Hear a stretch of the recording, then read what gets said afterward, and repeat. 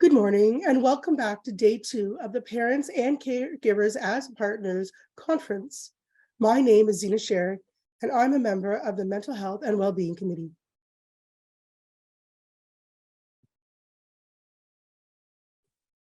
I am Kayla Redberg-Rotman, and I am also a member of the Mental Health and Wellbeing Committee. We will begin with the reading of the land acknowledgement. We acknowledge we are hosted on the lands of the Mississaugas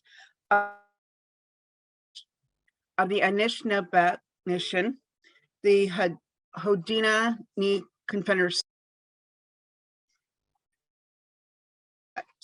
We also recognize the enduring presence of all First Nations, Métis, and the Inuit peoples. I would now like to introduce Dr. Duke Redbird to share a message of understanding to support our shared truth, healing, affiliation. Dr. Duke Redbird is an elder, poet, activist, educator, and artist. With a legacy stretching back to the 19th, he is a First Nations literature and has practiced a number of art disciplines, including poetry, painting, theater, and film.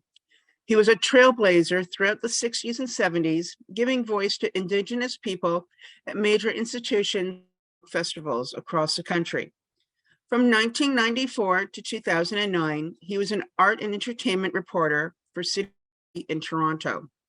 He holds a master's degree from York University and received an honorary doctorate from the Ontario College of Art and Design University. Duke Redbird is also featured on Native North America, which received a Grammy Award nomination historical album in December 2015. Duke recently recorded his poem, The Power of the Land, with the Sultans of. He occupied as elder with the following organizations: MySim Toronto, the Toronto Biennial Summer Works, the Toronto Arts Council's Banff Leaders Lab, and is artist in residence with the Urban Indigenous Center at the Toronto School Board. Welcome, Dr. Redbird.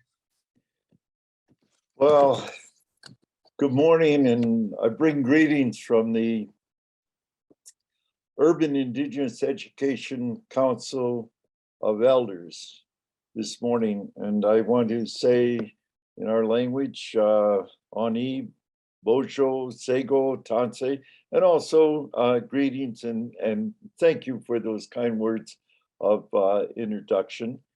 And of course, besides being a member of the Elders Council and Artists in Residence, I'm also a father, a grandfather, and a great-grandfather. And I'm an elder from the Ojibwe First Nation on the shores of Lake Huron, the Saugeen Reserve there. And it is traditional now to always start with the land acknowledgement. And I want to do that to speak to that this morning because I'm so proud of the Toronto District School Board, because a few years ago, just after the Truth and Reconciliation report came out and the calls for 94 calls to action, one of the major issues at that time was about the land and that all Canadians share a covenant with the Indigenous people to take care of this land. And we start to the Toronto District School Board being one of the first school boards in Canada to have a land acknowledgement and to bring that into the classroom. Now, when we do land acknowledgement, of course, we talk about the territory specific to the place where we happen to be on a particular day. And in this day, I'm speaking to everyone from the city of Toronto, and the children in our Toronto District School Board, the 585 schools, do a land acknowledgement every morning. Now, some of these ideas are because none of us in this room grew up with land acknowledgement every morning. We grew up with other other events at the morning assembly, but never a land acknowledgement. So this is something relatively new. And in this particular territory that we live in Toronto, in a territory called the Dish with One Spoon. And that was based upon a treaty that was made between the Haudenosaunee and the Anishinaabe people many years before settlers were coming to Canada. And it's a treaty relation that the Haudenosaunee, the Anishinaabe, and the Wendat people had on the basis of shared land resources. The dish is all the resources that are available to us in this wonderful world that we live in. And the one spoon is each individual just takes with their one spoon enough to sustain themselves and to take care of themselves, but always leaves enough for not only other human beings, but all the creatures that live on this planet with us. So in order to explain this a little clearer to the young people in the Toronto District School Board family, I wrote a poem for these young people so that they might really understand the meaning of a land acknowledgement. And I want to share that poem with you this morning. And it's called A Dish with One Spoon. And it goes like this. The Indigenous nations welcomed settlers from across the seas when they arrived in their territories. Such beauty revealed before their eyes was beyond the ability of the settlers to describe. In all the languages that the settlers spoke, there were no words that could evoke with any clarity a single thought that Mother Nature's splendor brought. It was from the indigenous tongues that they learned the language of the earth in all her idioms. Toronto from Takaranto, trees standing in the water, a meeting place where small fish could gather, nearby hills where alders grow, that was called Etobicoke. And in the autumn, before the winter snows, the passenger pigeons rested in a place called Mimico. And in the west, where the great waters flow, the lake and lands were called Ontario. Now the eagle soars high with prayers for Manitou. The Mississauga people, they smudge and launch their birch bark canoes. Three Sisters, corn, bean, and squash. The planting season has begun, and tobacco is offered a gift to grandfather's son. Sage, sweetgrass, and cedar to grandmother moon. There is peace, joy, and harmony in the treaty lands called A Dish with One Spoon. Now, as you begin your deliberations today, and this is the end of your conference, I know, and so we always want to finish a conference in a good way. So I offer this traditional blessing and prayer. And it goes like this. O my mother, the earth, O my father, the sky, your children are we. And with humility and gratitude, we bring to you the gifts that you love. Then weave for us a garment of brightness. May the weft be the white light of evening. May the warp be the red light of morning. May the border be the standing rainbow, and may the fringe be the falling rain.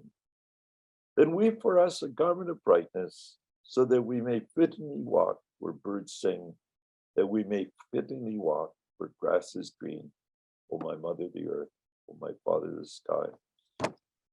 Thank you, and may wedge for a very successful rest of the conference and a great new year coming up. Megwedge. Thank you, Dr. Redbird, for that inspirational opening. I hope that you all had a wonderful day of learning yesterday. and that you had some great takeaways from either your workshops with our keynote Sijel Ballon or conversations with other parents, caregivers, or staff.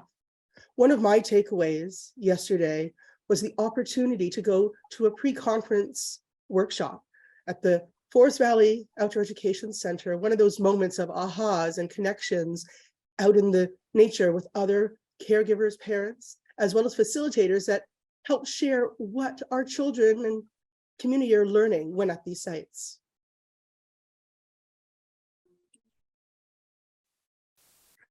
That's so interesting to hear, Zena. I had a few aha moments in my sessions yesterday. And it's so nice when you feel a light bulb moment and know something is going to change your life for the better. I hope that you all had similar moments yesterday. I heard there were a lot of great discussions inside the workshops, micro sessions, and then pre-conference in person. I too was at the Forest Valley location. Learning opportunity for all of us who attended, and the facilitator did a wonderful job. It's also nice to reconnect with people again and to hear from others and participate. I, for one, had been missing that during the pandemic, but I am so grateful for the staff and volunteers, experts who helped bring the remarkable weekend together. Connection is so important, and I appreciate the time we spent together. We hope that caregivers who participated in the in-person pre-conference sessions in the morning found it enjoyable and rewarding.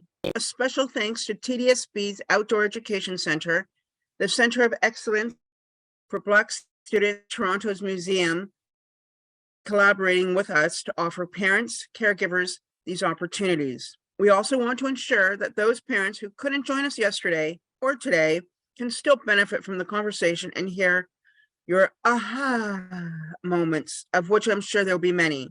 Please tweet out some of your take-homes with the hashtag TDSBParentConf. I am now pleased to welcome Trustee Alexander Brown, the Chair of the Board, to say a few words. Trustee Brown.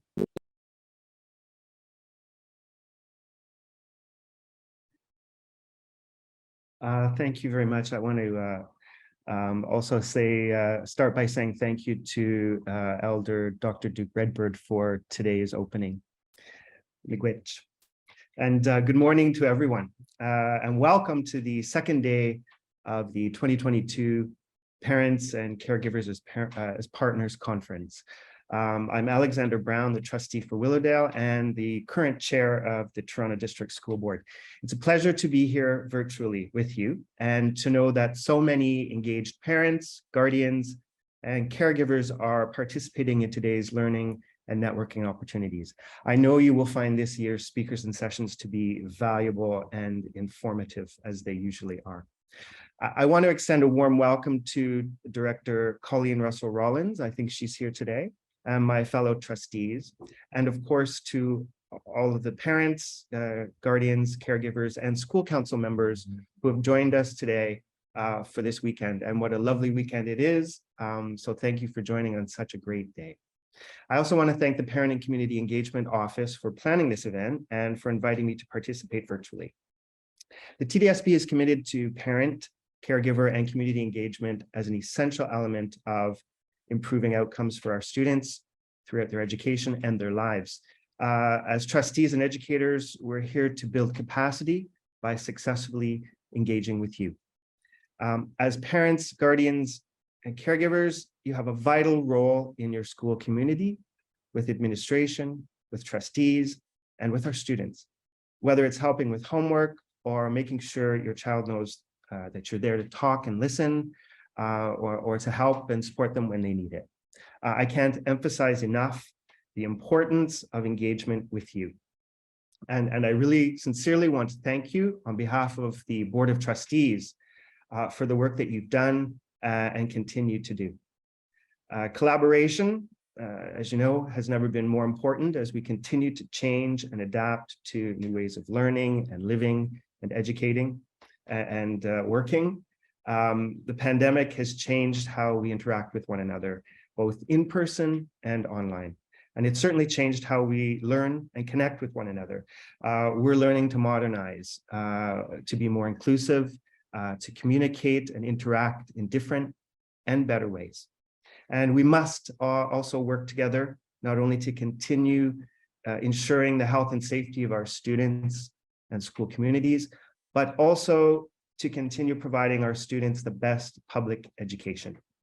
And we always have to ask ourselves if we are doing it well and how we can do it better.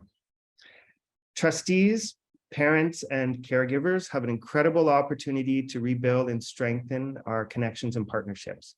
Communication is the basis of this, and we are committed to ensuring that we improve, enhance, and modernize the way we communicate with each other and the world. And as you know, connecting is one of the pillars of this year's conference. We are presented with the opportunity to reflect on our relationships, how we can better connect on a personal level, how we see and understand each other and relate to each other's lived experiences, as well as how we promote and prioritize mental health and well-being for ourselves and with others.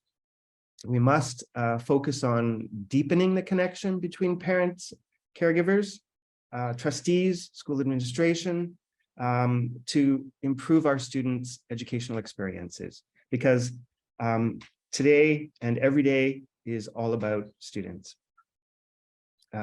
When schools, families, and communities work together to support children, we know that they tend to stay in school longer, they do better in school, and they enjoy school more. And that's what it's all about. I want to extend a huge thank you to you and to all of you as parents and caregivers, and to the many students we have at the Toronto District School Board. Your support for those students is incredible. I'd like to thank you for being patient and understanding, and for working with us during this challenging and new time, and for clearly demonstrating that through good and bad times, we all remain committed to the present and future condition of public education for students. Your involvement today and throughout the school year is essential. And on top of your many responsibilities, you're helping your child adapt to the new ways of learning and attending school. And most importantly, you're helping them stay healthy, safe, and engaged. So just to close this, I'd like to say, please remember that you can always reach out to your local trustee if you have questions or concerns about your child or school. We're here to help. We're here to work with you and for you, for your schools, and it's all to help your child and all TDSB students succeed and thrive. So please remember, you can also invite us to your school council meetings. I know that the engagement that we can have at those meetings is incredibly important. So once again, on behalf of the Board of Trustees, enjoy the rest of your conference day, and thank you. Thank you so much, Trustee Brown. I would now like to welcome Andrew Gold, our Associate Director of Leadership, Learning, and School Improvement, to say a few words. Thank you. Good morning, everyone. Thank you, Chair Brown, for those opening remarks, and a special thank you to Dr. Duke Redbird for starting our day in such an important and meaningful way. No matter what role I've held in the TDSB, we are all focused on the same thing, and that's the improvement of outcomes for every child that we have a duty to serve. And in all of the roles I've held, the connection with community, parents, and caregivers is an essential ingredient for students to be successful. And that is why it's such a pleasure to be joining you this morning on the second day of the Parents and Caregivers as Partners Conference. Those who've organized this have provided all of us an opportunity to see the innovative work that's happening across our system, to see high impact strategies, and to see the best practices for partnering, collaborating, and nurturing relationships. It's been a tough couple of years, and so any opportunity to come together is so greatly appreciated and valued. These types of activities and events don't happen with a lot of efforts, and I'd like to thank the dedicated group of parents and caregivers that have participated today, whether as workshop providers or attendees, the TDSB staff, especially in our Parent and Community Engagement Office, but staff from many central departments and schools, Of course, our partnership with the Parent Involvement Advisory Committee is so important, as well as with our community advisory committees and other external partners who contribute to the success of the conference. Thank you so much to all of you for providing the rest of us an opportunity to have amazing learning and great connectivity. And I look forward to an amazing day with everyone. Thank you. Thank you, Associate Director Gold. I am now pleased to introduce representatives from two of the board's advisory committees. Advisory committees have been established to improve public input on policy and program issues. These committees advise the Board of Trustees on its policies and programs, in addition to providing an advocacy role. Today, we will be hearing from Felicia Sidolao, the co-chair of the Parent Involvement Advisory Committee, followed by Lynn LeBlanc, co-chair of the French as a Second Language Community Advisory Committee. Welcome, Felicia and Lynn. Good morning, everyone. I am honored and pleased to be with you today to speak about PIAC, the Parent Involvement Advisory Committee. We support parents as partners in education. We are a provincially mandated statutory advisory committee of the Toronto District School Board. We represent parents and caregivers of the TDSB to the Director of Education, the Board of Trustees, and the Ministry of Education. We aid access to information and resources for parents, caregivers, to support more effective engagement in their child's learning and to enhance the accountability of the education system. PIAC holds monthly meetings on Tuesdays. Right now it's virtual, and we usually hold them from 7 to about 9:30 p.m. Meeting dates are posted on the board's website, and we are a group of enthusiastic volunteers and are presently recruiting board representatives. I invite all interested parents and caregivers with children registered in the board to visit the TDSB's page to explore vacancies or check out our newly redesigned website at torontopiac.com. Thank you so much. I will now turn it over to Lynn.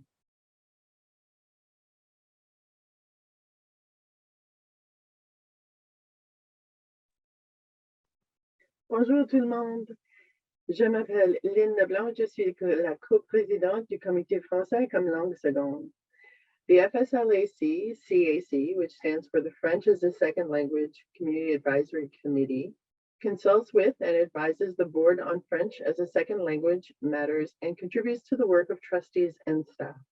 This partnership of trustees, staff, and parents fosters excellence and growth in the FSL programs of the board.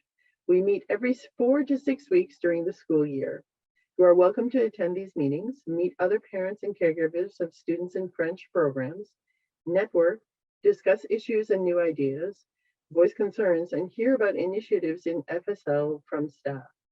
All interested parents or caregivers, guardians, and members of the public are invited to attend. Information on our meeting dates can be found on the board's website. And I wish everyone a great second day of the conference.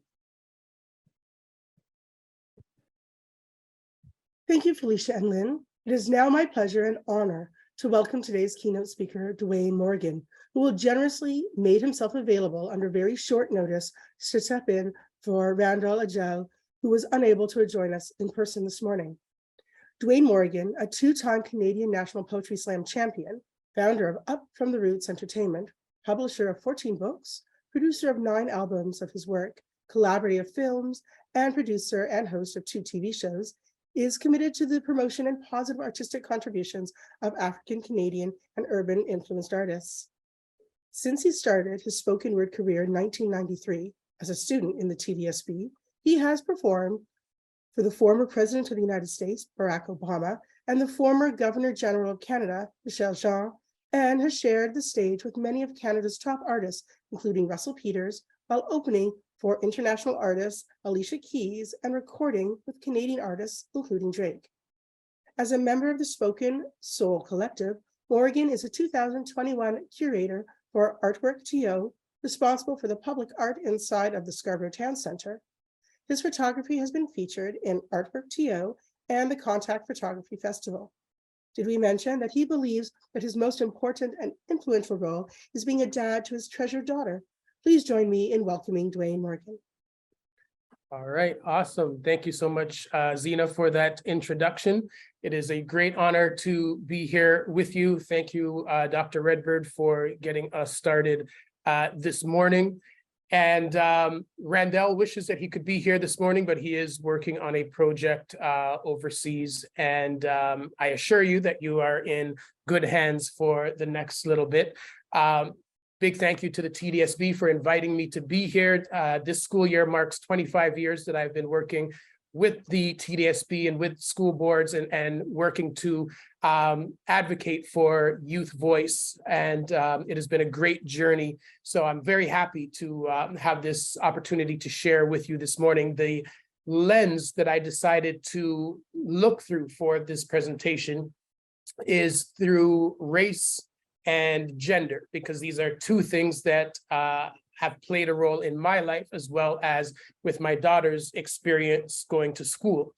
And for me, as a storyteller, I always like to share through personal stories. So that is going to be the lens. Now, whatever identities you might deal with, the stuff that I'm going to use are just examples, but we can replace other identities in there because a lot of the issues are very similar.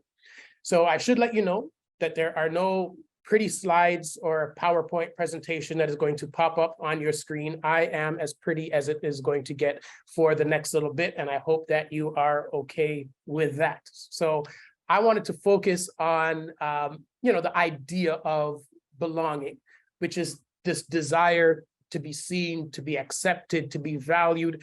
And while it seems like something that is a no-brainer, something that should just be a given, many of us struggle with this throughout our lives, struggle with it as adults, and many of our young people struggle with just trying to fit in, belong, be accepted for who they are. And when you belong, or you feel like you belong, it becomes so much easier to focus on the things that matter and not be distracted by arbitrary things that you often have no kind of control over. So I'm going to start with my experience, and then we're going to move towards my daughter's experience. And hopefully through the stories that I've decided to share with you, you will be able to see connections to yourself. And there will be time at the end in case people have, questions, comments, anything that you would like to share, and we will be able to go through that and talk with that a little bit. So my parents are immigrants from the beautiful island of Jamaica. And when they came to this country, their belief, based on where they went to school, was that you send your kids to school and that they're safe. They had no idea how unsafe school was for their children. And they didn't know how, or that they should advocate for their children. That just wasn't a thing.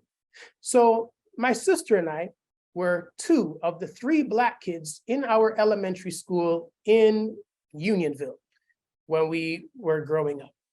And this created a very unique experience for us, one that we probably wish that we never had to experience. However, it does play a role in who we are today, how we experience life and the world. So, we would have instances where, people would pick on us and say all sorts of jokes and insults because of the color of our skin. I know quite often I was picked on and I ended up in fights, and there would be this chant that they would say, and it would be a fight, black and a white. Black wasn't the word that they used. They replaced black with the N-word, but fight, black and a white. And at the time, I had no idea what the N-word even meant. But I looked and there was 2 of us in this fight, and one was white, so I guess the other one was me. So there was all of these things, these nuances that were happening that I just couldn't explain, right? I was out of school a couple of weeks ago, and the students laughed when I said this next statement. And I said, my parents didn't even know that they were Black until they arrived in Canada. And this didn't make sense to these young people It didn't compute for them, but the reality was my parents grew up in an environment where everybody looked like them, where they felt like they belonged, where nobody saw any difference. And the moment they arrived in Canada, they realized, wait a minute, something is different about me. I'm not being treated the same. They realized that they were Black. So let that sink in for a minute, because for many immigrants, this is an experience that they have where they suddenly arrive and then realize, wait a minute, I'm different. They went from belonging to being ostracized, cast out, cast away. So when they had to deal with these harsh realities, they also then had to figure out, well, how do I socialize my children so that they don't have to feel and experience the things that I am feeling and experience? So in many Black homes, we tell our children, you got to work twice as hard to get the same kind of things that other students will get just for showing up. Imagine how tiring that must be for a young person, going to school every day with this understanding that you have to work twice as hard. By the time that child is in grade 4, they have exerted the energy of a child in grade 8. And we wonder why so many children burn out, because it's been ingrained in them. You have to work twice as hard to get the same things that other people can get just by showing up. Now, when my sister and I were in school, the other thing that was problematic, I guess, was that our parents, being the loving Jamaican parents that they were, would send us to school with a thermos of our favorite foods: oxtail, jerk chicken, curry goat and rice, all sorts of things. And these foods created quite the curiosity. And people would gather around and they're looking at our thermos and like, ooh, what is that? And they're sniffing stuff and they say, oh, you guys are smelling up the lunchroom. And it became so difficult to have lunch, to just try to enjoy something that was so important to me, that I remember asking my parents to just give me sandwiches. I just wanted to be one of the white kids. I just wanted to belong. I was tired of being different. I was tired of trying to explain who I was to people who probably weren't even going to get it if I explained. So imagine for young people who have to go through that kind of experience, how much of yourself do you have to hide, suppress, just to get through the day, just to try to belong, just to try to be accepted? So again, my parents didn't understand, and they decided to give me sandwiches every day because that's what I asked for. The other truth was, I hated sandwiches. Even to this day, I hate sandwiches.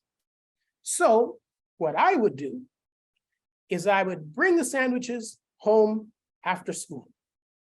And in my young brain, I decided to hide the sandwiches in my closet, because knowing that my parents were immigrants, I knew that they didn't have the money to waste. And if they knew I was wasting their food, that was going to be a real problem.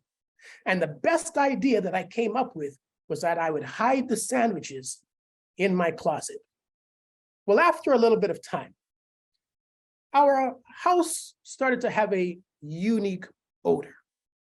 And my parents decided to investigate where this odor was coming from.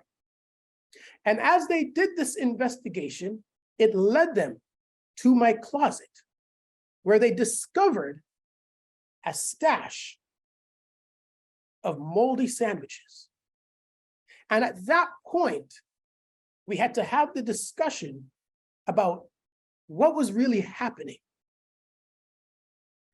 And here I was, as a young student who would go to school and would rather starve than be different. I would rather go hungry than be teased or questioned for who I was. All I wanted was to fit in, to belong. And I was willing to go without food, and I was willing to risk wasting my parents' money just so that I could be accepted.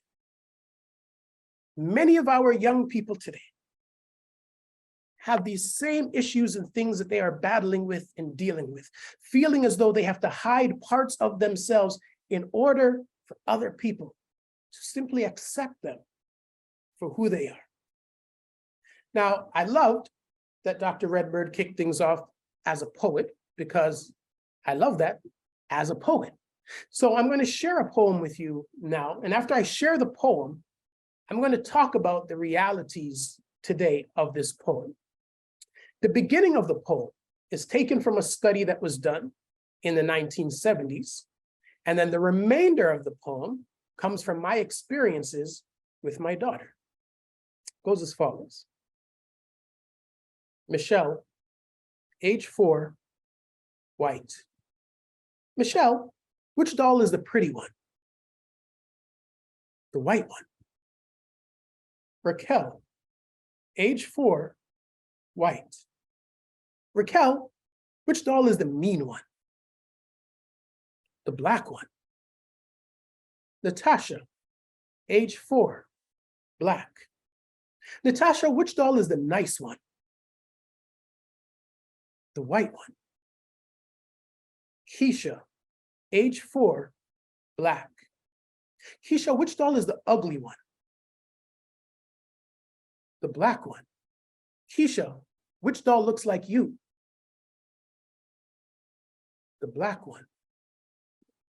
By the age of 4, the seed of racism, self-hatred, and inferiority is already subconsciously planted in the brain, like sugarcane, like cotton, like cash crops, that will benefit those who grow it more than those who sow it, and don't I know it. As the father of a daughter who struggles to see herself on store shelves, these are little black girl blues. You can find darker hued versions of white dolls that look nothing like you.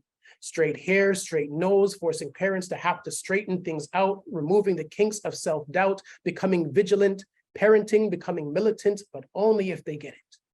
Only if they understand the damage being done and the need to protect her identity by any means necessary. Birthday invitations included the postscript, "Please no white dolls," which created their fair share of conversations. Protection seen as reverse hatred. The few dolls of a lighter hue that managed to sneak past our border walls soon found themselves missing like Native women in Canada. It is funny. This little thing called race, how it plays out from day to day and has us worshiping things that look nothing like us. Whether dolls on store shelves or their version of Jesus, and these little things are always so much bigger, which is why she forgets cartoons but remembers every detail from Hidden Figures, and some will still see this as nothing. But I saw her desire to become a doctor after watching Doc McStuffins, because representation matters. It matters to see yourself reflected in the society in which you live, not as a cliche or stereotype, but just as normal and positive. And maybe this is too much to ask when the fabric of our economic quilt happens to be anti-Black. Periodically, I will ask, if you could, is there anything about yourself that you would change? At 15 years of age, her answer has remained the same. "No, I'm pretty awesome." "Yes, you are," I always reply. Fist of pride held high, beaming on the inside, emanating out proud that there's one less Black girl who refuses to play and be shaped by society's dollhouse. So it's 2022, and you would be amazed by how difficult it is to find dolls that look like my daughter. We think that we've made all of this progress as a society, but there's still so much work for us to do. So imagine this. Imagine a child at 4 years old, around 4, 5, 6, whatever. They go into the Walmart, Toys R Us, whatever, and they go into the dolls and the action figures section. and they look shelf after shelf after shelf, and they don't see themselves. What is being communicated in that moment? What is the socialization that is happening in that moment? Even without having the words to describe what is happening, this child is learning, I don't belong. Nobody wants me. Nobody wants to play with me. I am not valuable. And then they look and they see who is there, and they realize who is valuable, who is wanted. So the next time you go into the doll aisle in a Walmart or a Toys R Us, take a good look and ask yourself, who is not here? How many options do you have for indigenous dolls? How many dolls do you see with a hijab? How many dolls do you see that are differently abled? You see, in the context of the Black dolls, what often happens, as I mentioned in the poem, is that they just change the color of the plastic, but they don't change any of the other features. This also then becomes problematic because Black people have a very unique experience with our hair. And growing up, we know what it is like to sit between our mother, grandmother, aunt's legs and have them try to comb our hair. This is maybe why we have strong necks. I don't know, because the head's always getting pulled back trying to get these knots out. But as our family is trying to comb our hair and we're playing with the doll and the brush just glides through their hair, we don't even realize that in that moment, we are learning how to prioritize something that is not ours over what is natural to us.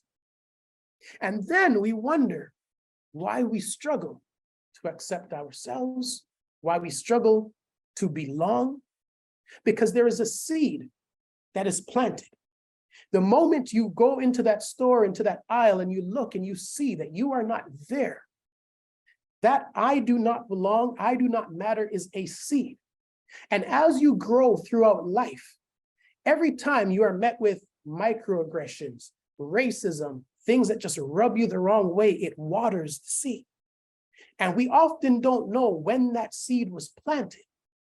We often don't realize that that seed is being nurtured and watered until it starts to express itself outwardly, when it can no longer be contained inside of us. So many of us listening to this today, not just our young people, have a seed similar to that inside of us.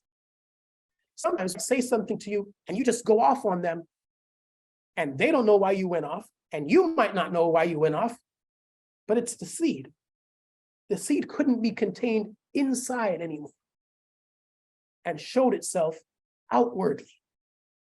So we have to be mindful of the seed inside of us and how it affects our ability to be accepted, to feel like we belong, to feel like we are worthy, like we are important. Now, depending on how old you are as a parent or caregiver, you may remember there was a time when I was in school that the good people of Crayola came out with a skin color crayon. Only one crayon called Skin Color. This was very perplexing because for many of the people in my class at the time, they could not use that crayon to draw a portrait of themselves because it just wouldn't look accurate. So when somebody creates a crayon called Skin Color that you cannot use, what does it tell you about your skin? Your skin isn't important. Your portraits don't matter. Nobody wants to see you. And all of that is internalized, cast aside. I don't belong. I'm not worthy.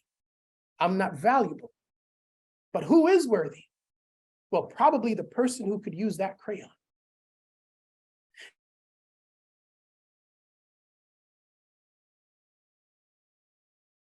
In the meanwhile, just to prepare for the Q&A session, anyone who has questions or comments for our speaker, Dwayne, please feel free to put them in the chat.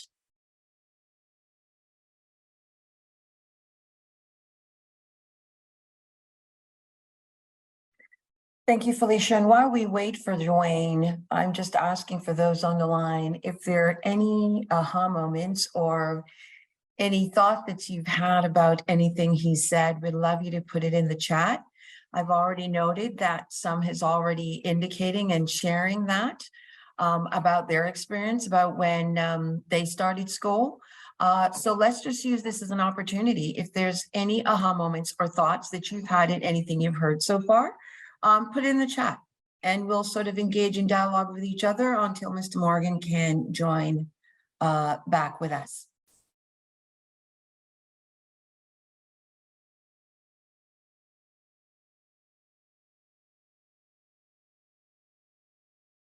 Michelle, I'll share verbally because I have the opportunity to, if I may. I've had several aha moments actually listening to Dwayne. One is definitely one certainly I've shared in the chat is the lunch story. I still cannot look at a bologna sandwich or bologna sandwich on any bologna meat on white bread, and it's been decades.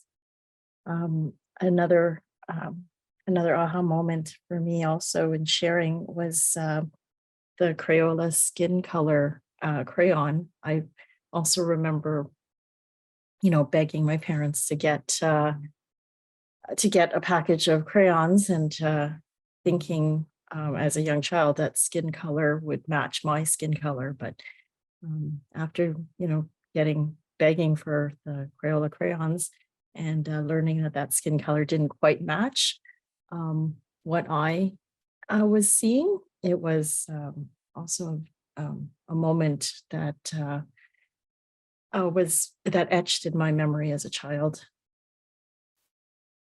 And I see Dwayne is back. Thank you so much. No problem. Sorry about that. There's Wi-Fi just chipped out, but I am back. Good, at least because you're discussing the whole Band-Aids thing, it means that part got through. So at least I know where to pick things up from. So I'm going to share another poem with you and then kind of move into some of the realities of today. It was 4 a.m. when she woke me, and I can still remember the cold sweat on the back of my neck like it was yesterday. 15 years have now passed, and I can still remember the pregnancy test in my hand and how it felt like my heart and my world had stopped simultaneously, and nobody knows this. But at every doctor's visit, as he would perform routine ultrasounds, I would look from the ground to the screen, hoping, praying to God that none of the squiggly lines that I was seeing would confirm this little being as a boy. And I don't feel good about it. But I've lived a long time in skin despised simply for its hue, so every November I go populous. Not out of disrespect, I'm just not a fan of Remembrance Day, remembering that there has never been a plane sent to save us. We are the displaced. Our bodies and religion stolen. We were given a new prophet as they used us to make profits. Ask Nike what a black man is worth. For hundreds of years, we've been killed as a form of amusement, gunned down with no fear of repercussions. So don't blame me for not wanting to be burdened by the birth of a black boy born into a world built on his back, forcing me to teach him how to write and his rights, knowing that even my greatest efforts can't keep him alive when his skin is a threat. So yes, I stood there, staring blankly at a screen, hoping, praying to God that none of the squiggly lines that I was seeing would confirm this little being as a boy, maybe. Having a girl would increase my chances of not having a child who'd grow up to be a hashtag trending, because the killing of Black men has been a trend since forever. So we write Black Lives Matter, not to try to inform others, but to try to convince ourselves in a world that is constantly showing us otherwise. And my heart can't help but break for those parents who have had their children snatched from their lives. It was an April afternoon when I found myself pacing around the delivery room, wondering if my prayers would be answered at 3:20. The most precious little girl was presented to me, and I cried uncontrollably for hours, knowing that I had just been blessed. Not because having a girl would make her worth more, but because we live in a world where Black boys will always be worth less. So imagine when we talk about connecting and belonging, having someone who is pregnant and not wanting to have a child of a certain gender or a certain identity simply because of the struggles they are going to have in our society to just belong, to just be loved, accepted, valued, thrive. And that is something that is very real that happens with a lot of us. Now, all of these things that are happening, we also have to put them into the context of the world that we are living in today. So here's the reality. The world that we are living in today is moving faster than it has ever moved before because of technology. And the reality is, it will never move this slowly again. So every day, it's just moving faster and faster and faster. And as human beings, we're not evolving at the same speed. It's just not even possible to evolve at the same speed as all of the technology and all of the things that are happening around us. Again, depending on your age, you might remember warming up food on the stove. Even when we got my grandmother a microwave, she refused to use it because she only knew warming food up on the stove.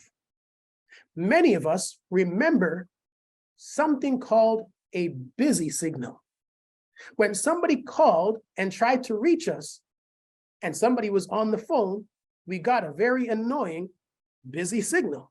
And it simply meant this person is busy. They can't talk to you right now. But think about the world that we live in today, and everybody has to be on all the time, which is not natural. For those people who use WhatsApp, you know, sometimes you send a message, you see that it went through because there's 2 check marks, you see the blue check marks, which means that they read it, and then you just sit there and you're like, what, okay, why aren't they responding? What's going on? Because we have this expectation that everything has to be immediate, fast. But that's not when we as humans are our most empathetic and compassionate. In order to have empathy and compassion, we need time to think, time to be. We can't just be on all the time. So my daughter only knows a world with cell phones and the internet and social media. I am like the last generation that knows what life was like before cell phones and after cell phones, right? So I have an idea of another way that things can be, but her world is just this. So I have to help her to navigate this world that she is in, but I also have to empower her to teach me about it because she knows way more about it than I do. So this technology that we have that has been promoted to us to bring us together, to make the world smaller, has actually done that in some ways, but it has also created endless divisions that has added another layer of issues to achieving states of belonging and connections, right? So when we look at how fast the world is moving in the last few years, right? Dr. Redbird mentioned, you know, the land acknowledgements. I didn't grow up with land acknowledgements. We're now looking at pronouns and people talking about pronouns. That didn't happen a few years ago. When people, you know, post and make comments, there's a fear of doing or saying something that's racist or sexist. There's all of these things now that we have to filter our actions through that makes it very difficult, again, to just be and to be ourselves But it's also very necessary that we remember that as human beings, we are at our best when we take the time to think, to ponder, to feel. Many of our young people have an irrational need to be approved by their friends and strangers online. How they see themselves and how they feel about themselves can often be influenced by total strangers who don't know them, who just write a negative comment on something that they have posted. And this is part of the work that we have as parents and caregivers to protect our children from. So what are our beauty standards now when you live in a world of filters, enhancements, Photoshop, all of these things, and our young people are looking at these things and say, in order for me to belong, in order for me to be of value, this is how I have to look. This is how I have to be. This is how I have to show up in the world. And that creates a lot of stress for our young people who deserve to just be themselves, to just wake up and show up and know that they are deserving of love and value and belonging as they are. Can we ever feel like we belong if we are unable to accept ourselves? I don't think that we can. So the first step is trying to figure out, how do we get our young people to accept themselves, see value and beauty and worth in themselves? Because the more they see it in themselves, the less they need it from other people. The less power they give to strangers and friends to dictate who they are and how they work or walk through the world. When we talk about how fast things are moving, if you look at some of our young people, on social media, and it's just swipe, swipe, swipe, swipe, swipe, like, swipe, swipe, swipe. And if you say, what did you like about that post? They have to stop and maybe scroll back to be like, okay, yeah, what did I like about it? Because everything is so fast, so automatic, not requiring any time to think and ponder and reflect. And we have to, as parents and caregivers, show our children how important it is to take that time, because that is when your best choices and your best decisions are going to happen. So on top of this wanting to belong, all of this technology has also created a state of anxiety and depression, because our young people are constantly in this competition, comparing themselves to people they have never met, comparing themselves to people who just have lots of followers, comparing themselves to celebrities and all of these people. And as a result of this feeling that I will never measure up, a lot of that leads to the anxiety and the depression and a lot of the mental health issues that we're seeing our young people dealing with. Sometimes I go to schools and, we're walking through the school with the teacher or the vice principal or whoever, and they say, oh, the Black kids are always over there together. I don't know how to get them to, chill with everybody else. And the Black kids are usually together because that's where they feel safe. The question is, why don't they feel safe in that environment to go and hang out with everybody else? As an adult, when I walk into a room, I instantly survey and try to find who are the kindred spirits in this room.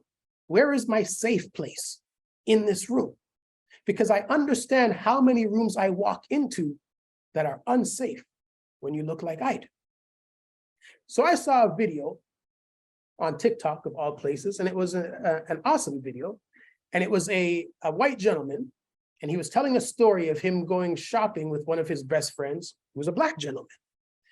And so he's telling the story, and he says, so I go to the cashier, I'm paying for my stuff, and the cashier says, do you want the receipt? And I'm like, no, save the environment, whatever. And he pays, and he moves along so his friend can pay. And his friend, the Black guy, goes to pay, and the cashier is like, do you want the receipt? And he's like, yes, of course. And he takes the receipt. So now they're walking out the store, And the white friend says to the black friend, dude, like, what about the environment? Why waste the paper? Why take the receipt? And the black friend says, there's always a chance someone is going to accuse me of stealing, so I always take the receipt.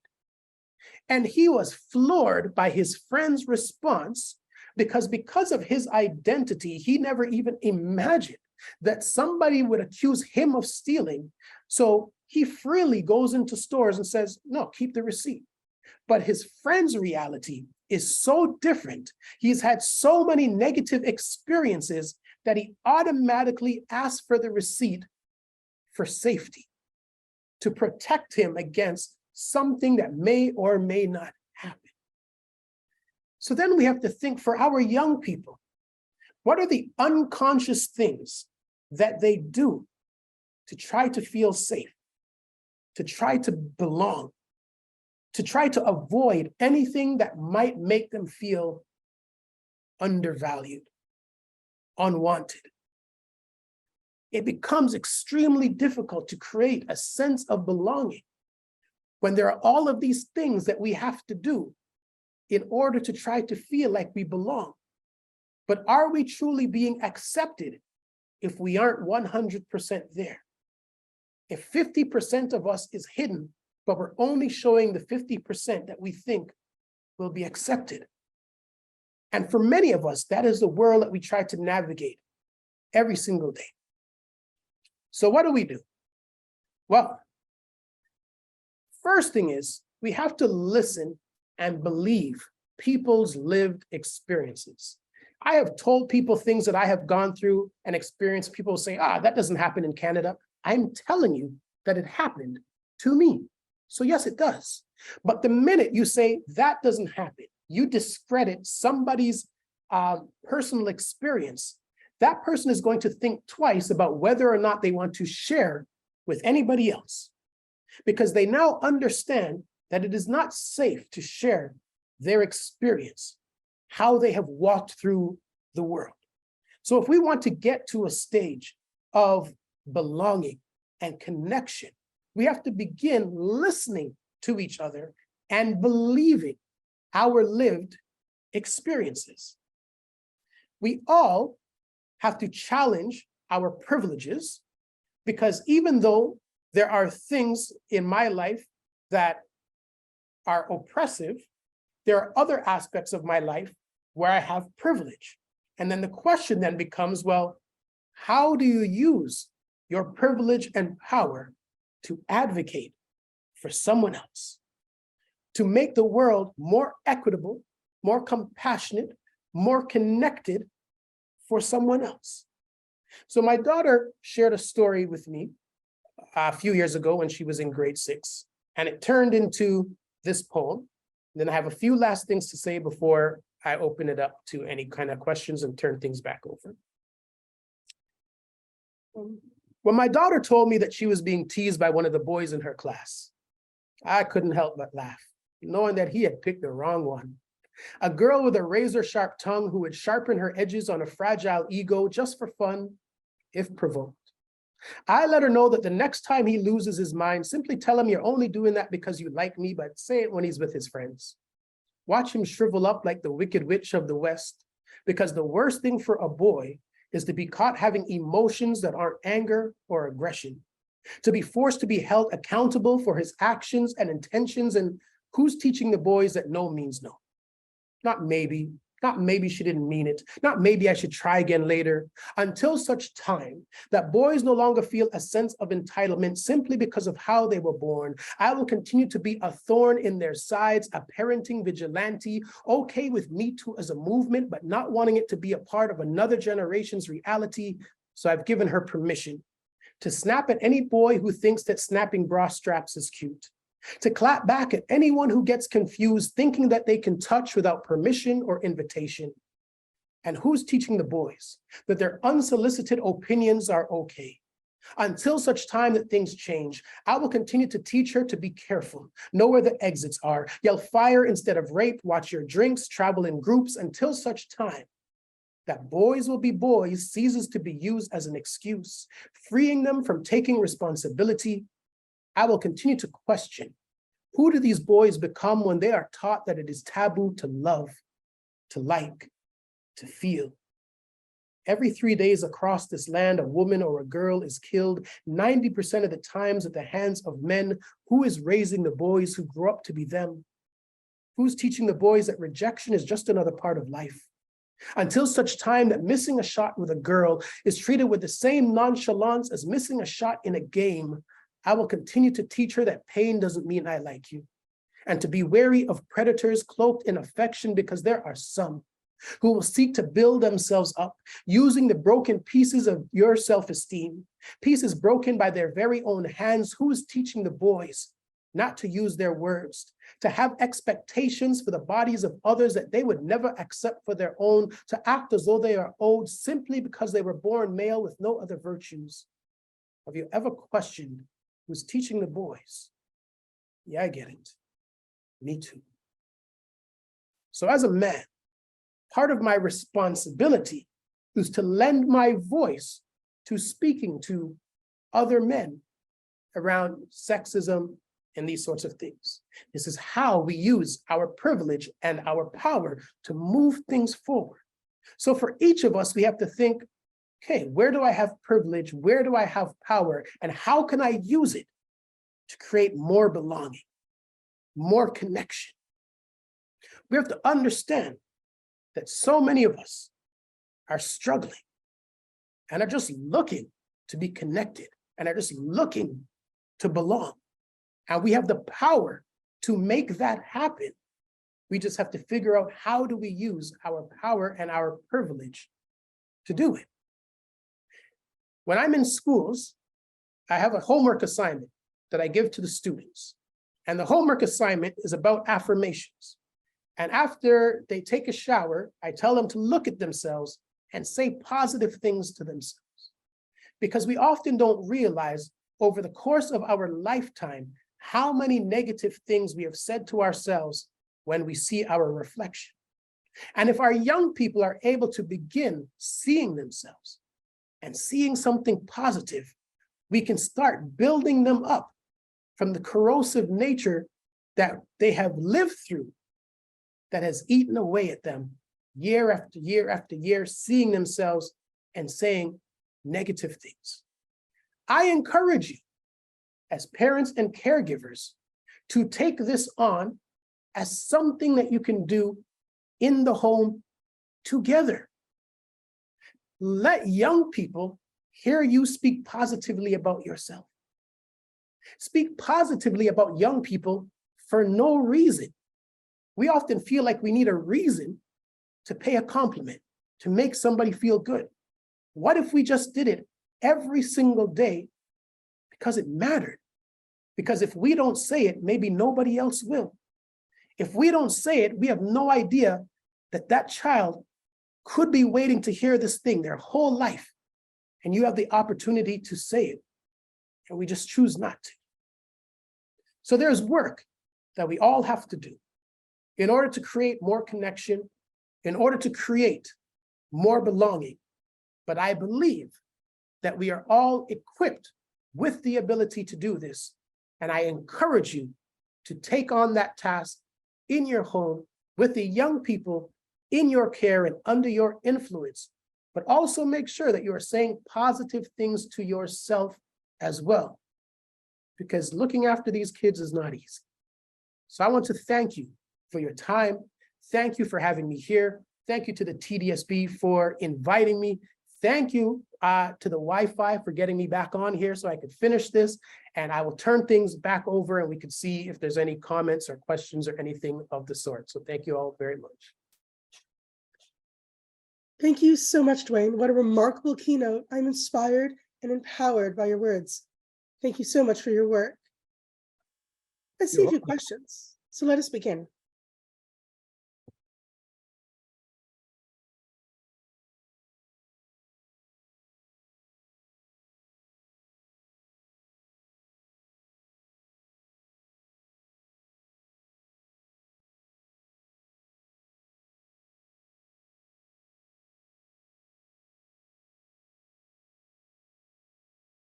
Yeah, I'm not even sure how this question part is working.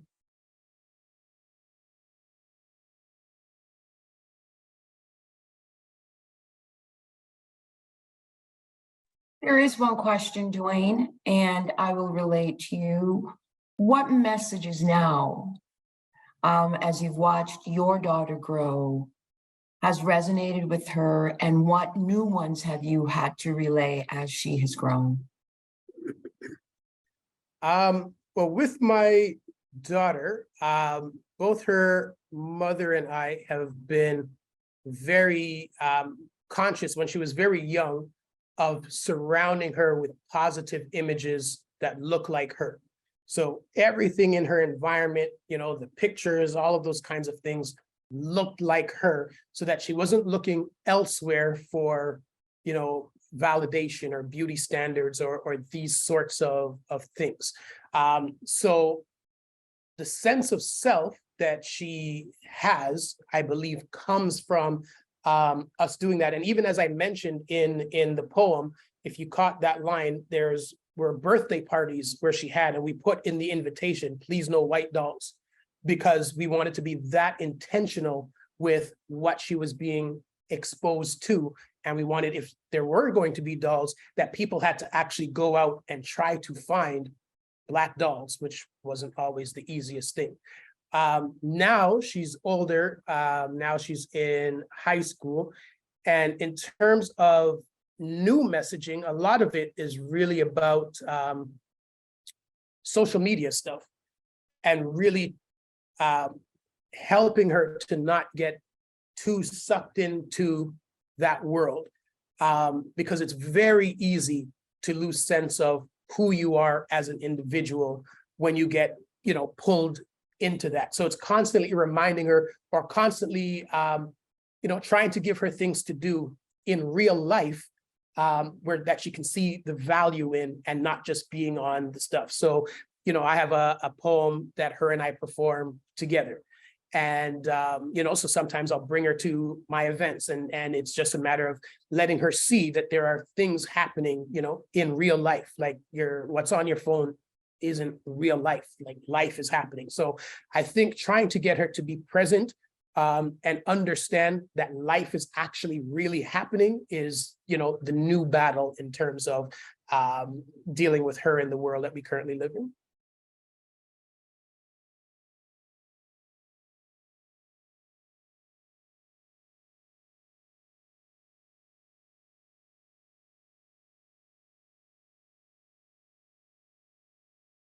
Thank you very much for that. I'm just watching to be sure that you're still with us. You're nodding, so yes, you are. And the last one, if there are no other questions coming through, any thoughts or tips? Because as you'd mentioned, many parents and caregivers right now, and guardians, regardless of the age, are having to navigate and nurture their children through the world of social media and how it frames their belonging and identity.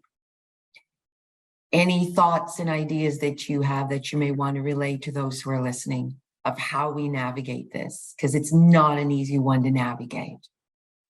Yeah, I think it's one of those situations where we often talk about social media, but don't really talk about how it works.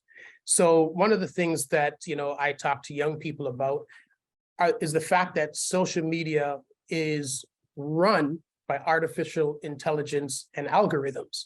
So the minute you sign up, they start to monitor everything that you do, how long you look at a post, how quickly you swipe, the things that you like, and then they start feeding you more of that and more of that and more of that. And what happens is you begin to believe that the world is as you see it on your phone. But there's another young person who grew up differently from you, who sees things differently from you, and their feed is the exact opposite of everything that you are seeing.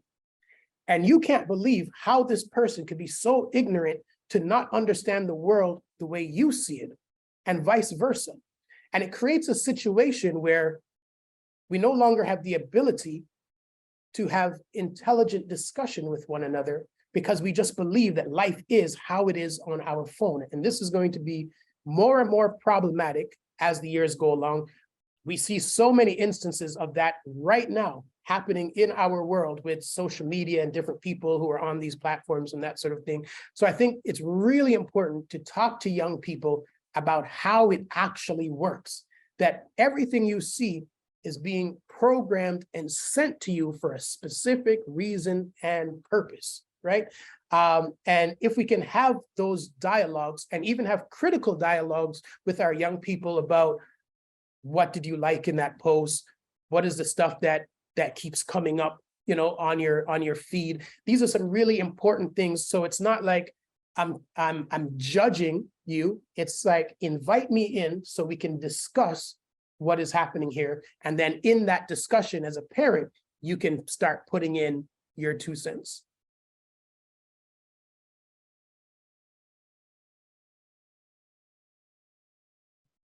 All right. Zena, are you seeing any other questions? Zena? Kayla? Dwayne, thank you for sharing. Oh, go ahead. Sorry, Zena.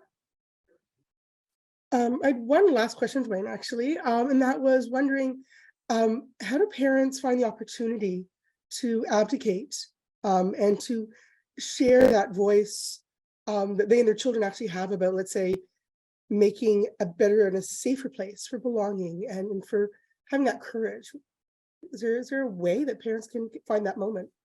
I mean, I think the best way to show children how to advocate and to do that is to lead by example, is to do it, is to show belonging, compassion, sharing to people that you meet, people that are in your circle, and children naturally see it and pick it up by osmosis. So I think the best thing that we can do as parents and caregivers is to not just speak about what they should be doing, but be the examples of what they should be doing, even with them, right? Showing them that they belong, that they are valued, that they are loved on a daily basis, not just on their birthday, not just on Christmas, not just when they do well on a test, but every single day, even when they're working your nerves, you got to let them know. And they will pick up on that as, oh, this is the way that I should be. I like how this feels. I could make other people feel like this. And I think that is the power that we have as parents and caregivers with our young people. Thank you.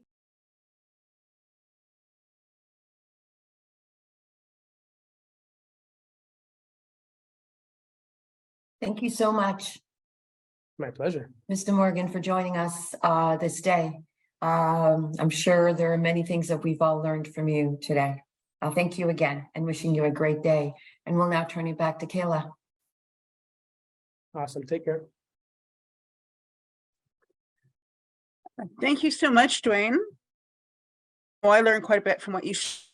Very empowering. I just have housekeeping before we head to our first. Please ensure that you explore the virtual event platform throughout the day and day's end. You may visit the Mental Health Lounge, French as a Second Language Cafe, or enjoy the number of games and resources we have prepared for you. Please note that the main platform will be at your access to the agenda and links for all work. If for some reason you get locked out, please use the login information provided to you to get back into the platform. If you need assistance, please to the contact provided in your welcome email. I won't see you again today, so we want to thank everyone involved in the success of today's event. To all the workshop presenters, organizing committee, vendors, and agencies, TDSB staff and trustees, volunteers, and of all the participants who came out to make this special day, and our platform host, Solomon Productions team. Thank you. We wish you all a wonderful day of connections ahead. Also remember that you may stay and explore the platform after the last workshop. Our time has come to start our first workshop, so go grab yourself a drink and maybe a notepad for you, and then log into your first session at 12:15. I hope you have had an amazing day of learning and look forward to seeing you thoughts on social media using hashtag TDSB Parent Conf. Enjoy.